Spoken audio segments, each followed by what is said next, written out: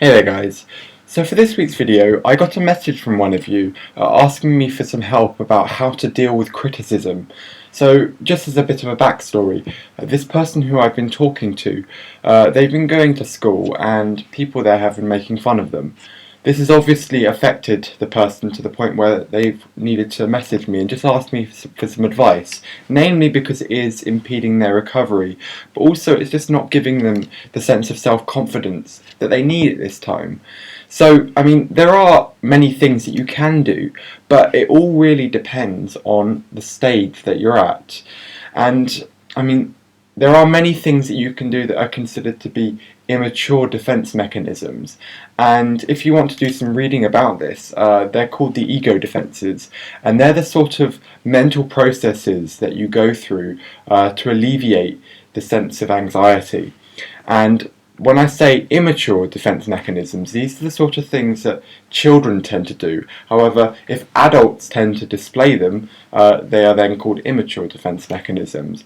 And some of these you may recognize. For example, acting out. Acting out is just expressing your negative feelings in a hostile manner towards the person. So it could just be that you punch a person, and that's obviously not a healthy thing to do. Other things could be things like repression. So you may have heard of, these people who, they may have gone through something really traumatic in their life, and if it is one day brought up again, they just can't seem to remember it. And this is because they have passively, they haven't done this consciously, they've just completely repressed it from their conscious perception.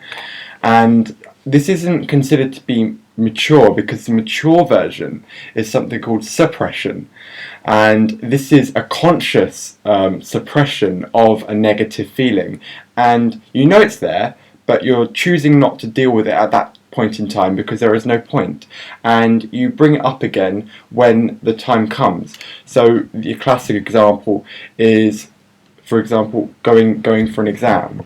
You choose not to think about it.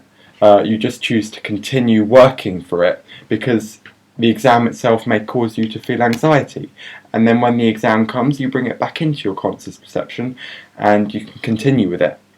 Now there are many other ego defenses that you can go through. However, the important thing to really do if someone does criticize you is just to think about who is this person who is saying this to you. Is it someone who takes joy in just criticizing others, in which case I would just completely ignore it. I understand that if you have an eating disorder or any sort of anxiety disorder, it becomes very difficult to completely, just completely not think about what that person has said to you. However, you have to really try and stay strong in these matters, and I know it can be difficult. And if you are having difficulties, then you need to go and speak to someone. This could be someone who is very close to you, whether it be a family member, whether it be a friend, and just let them know what this person has said. And not only that, but let them know how this is affecting you and the sort of thoughts that are going through your mind, because comments that are made can affect people differently. So if that same comment was made to your friend, they might be thinking in a completely different train of mind to you. So you have to let them know your own subjective thoughts on the matter. And once you let that person know, they can try and comfort you in the matter and just allow you to get over it, so that the next time this person says something to you, you can legitimately completely ignore it, because you know that when you went to go and speak to this person, you managed to take comfort in it and you managed to rationalize that this wasn't a true statement in any sense of the matter. Now, if this were a true criticism and it was made in a non-maleficent sense, and that when I say that, it's when someone says something to you to try and help benefit you. This could be some sort of constructive criticism to try and make you into a better person.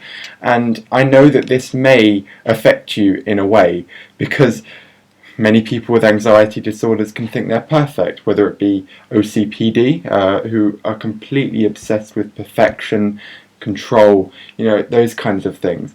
I understand that in in that sense, it can really set you back a notch.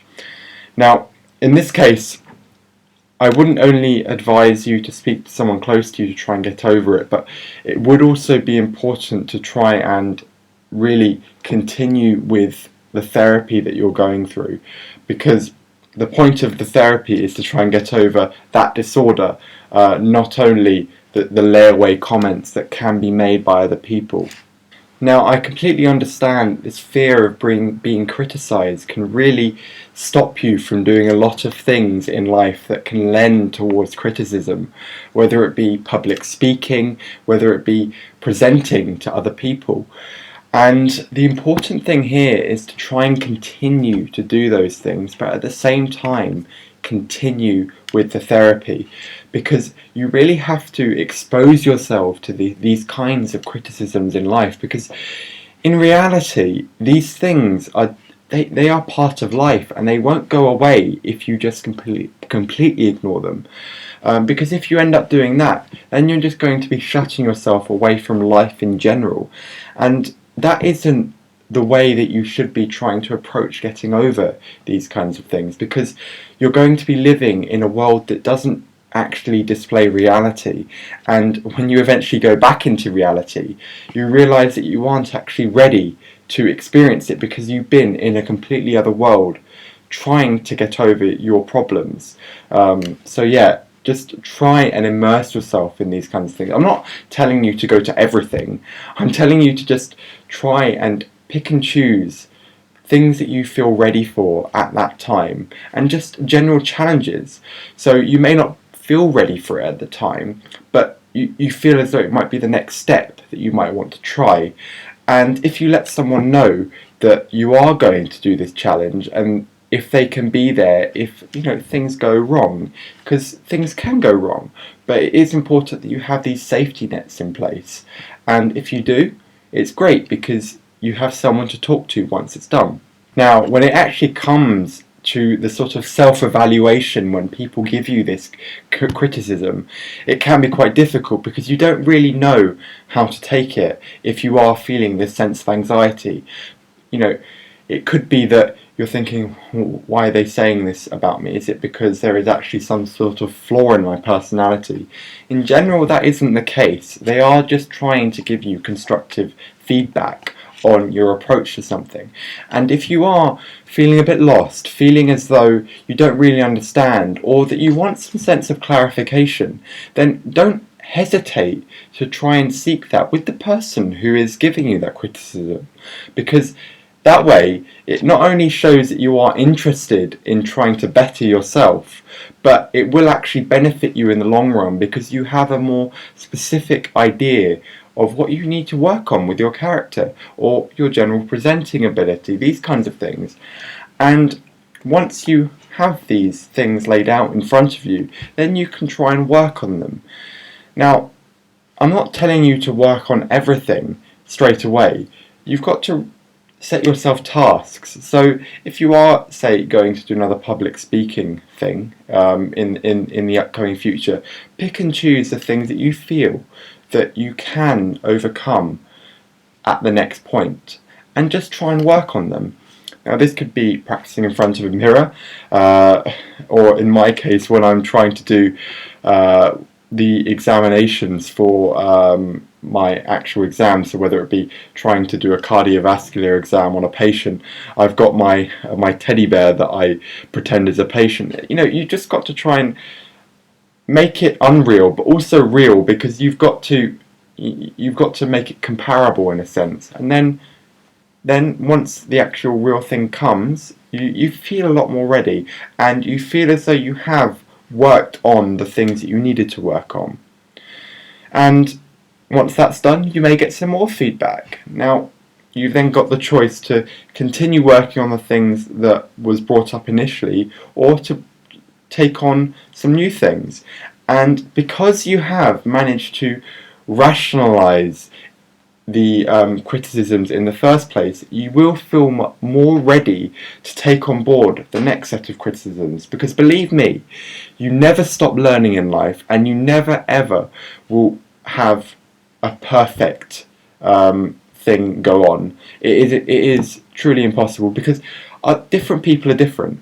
They have subjective thoughts on your personality, and it could be that something that was brought up as a criticism in one thing could be brought up as a strength in another, and this can make you feel a bit confused, but you've just got to realise that different people are different and you never ever will please everyone, and that really is a really important take-home message from this video.